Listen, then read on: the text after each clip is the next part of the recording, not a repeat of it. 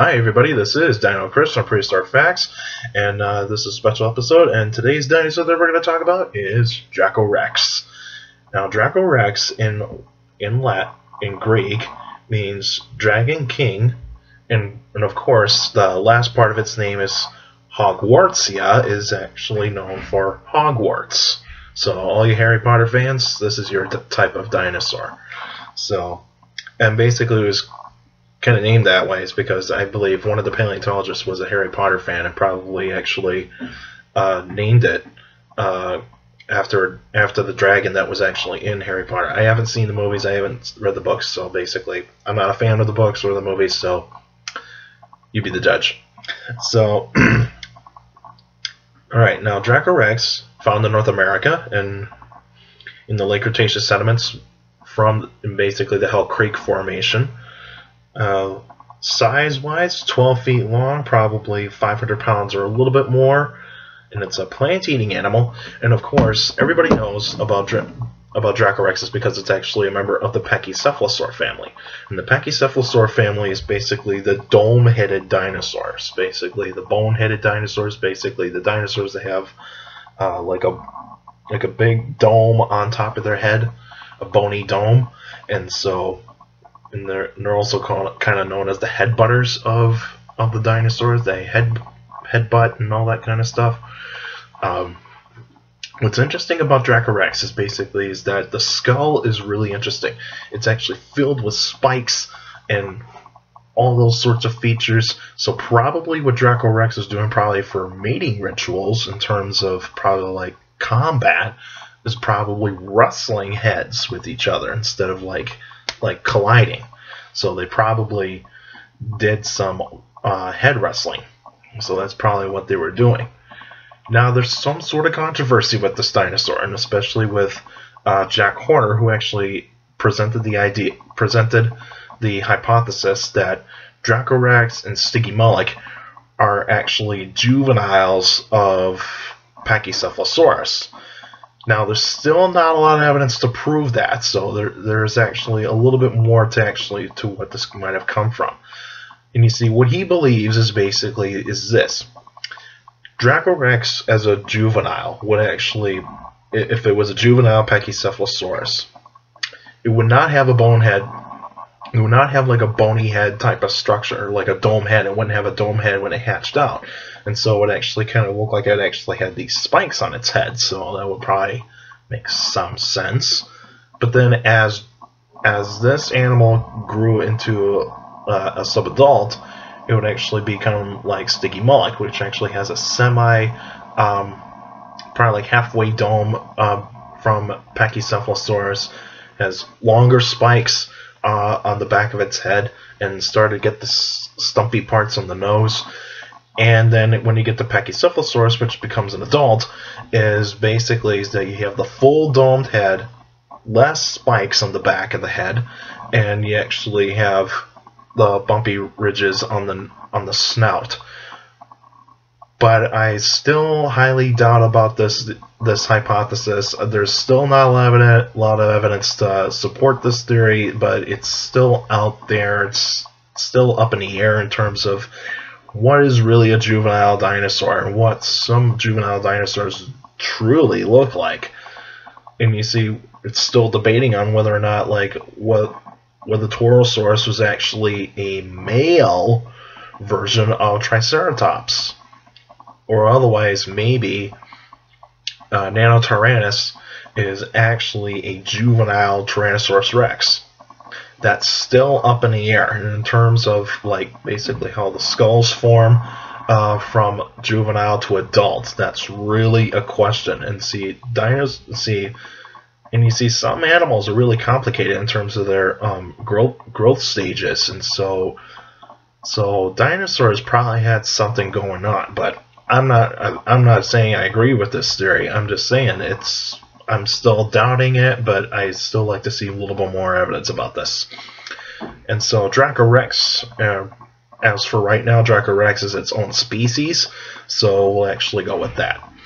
And what we see in terms of the skeleton, it's a small dinosaur, of course, and of course being 12 feet long, you are going to have predators, but probably what it would actually do for defense is speed. And so, because since it does have long legs, it would actually probably just run from the attacker. And you see, the spikes in the head probably wouldn't do too much in terms of injuring the predator, unless if it was facing a juvenile Tyrannosaurus Rex during that time, and also probably some of the raptorial dinosaurs that were around, like maybe Troodon, or otherwise some other type of dromaeosaur, probably Dromaeosaurus in general. Probably it could injure a Dromaeosaurus. If it did, it'd probably be a impact, probably just a pretty much a puncture wound, not really that much of. But probably Dracorex would actually like rear its head back like that in order to actually cause an injury to a small predatory dinosaur. It would actually probably just kind of display the spikes a little bit more to actually say, like, stay away from me. I could be dangerous, and that kind of way. Males probably would have actually shown a brighter color pattern. I think the males would actually have the larger spikes, and I believe they would actually have the more colorful appearance on the head, and so that probably would make a lot of sense concerning that these animals were probably doing mating rituals, or probably display first and then head wrestling. So that's probably what my ideas are about Dracorex in terms of its mating rituals. Males will probably just head wrestle, so they'll just wrestle each other like this. They wouldn't be colliding like this, because they would actually injure themselves. They would actually injure themselves like that. But even though if they do head wrestle, I mean, there could still be injuries. You know, there's probably on occasion maybe a spike actually went into one of the eyes, or otherwise they probably strain their necks, or otherwise there's some stress in some neck bones if there's any evidence to support this. But I would actually think there probably might be some stress in some of the neck vertebrae from like pushing and shoving, all that kind of sorts of things, like spiral fractures, you know. But we still don't know, and Dracorex is still a rare dinosaur, so it's actually kind of not found that much.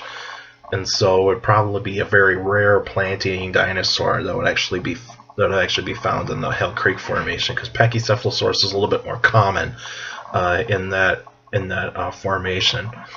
But really, it's just basically that you got, because the Hell Creek Formation, the more populated dinosaurs are actually the ceratopsians and the hadrosaurs. Then your top predator would actually be the tyrannosaurs in case of Tyrannosaurus Rex. And so that would actually be the case. Now, Pachycephalosaurus would be on the low end in terms of the population, in terms of the dinosaur population during that time, around 66 million years ago, during the time of the KPG's extinction.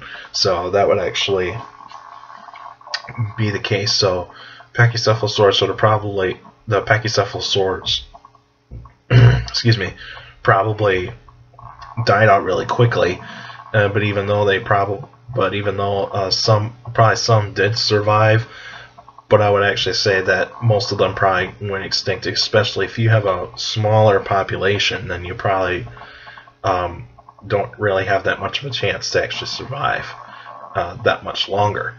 So probably like Troodons, and probably maybe Dracorex could have survived, but even though it's still up in the air, so it's still hard to figure out whether most dinosaurs did survive after the initial impact of the asteroid that hit the Gulf of Mexico in 66 million years ago. But I mean, we still have a lot to go through, and I think that there's potential there to make a huge discovery at some point, and find out whether or not there were some dinosaurs that were living in the KPG boundary. But you see, that's what scientists are kind of going right now, is that they're kind of, instead of calling it the KT boundary, they're pretty much starting to kind of call it the KPG, which PG means Paleogene, and so that's the next stage in time after the dinosaurs. So an era that was actually going to get started for the Cenozoic era, and so there's still going to be a lot of things that we're going to find at some point.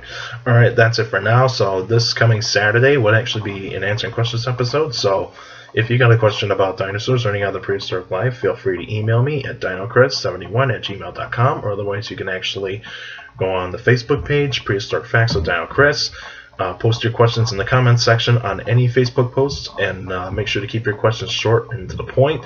And also you can follow me on Twitter at CSGRALL. That's my Twitter name, and you can actually follow me there, and I post pretty cool stuff there. And also take care of the people around you, and also for you younger people out there, make sure to listen to your parents, your teachers, and your guardians. Those are the best motivation you can have for a good education. It's very important to have a good education, because with a good education you get a good job in the future. Alright, that's it for now, and I'll see you guys this coming Saturday.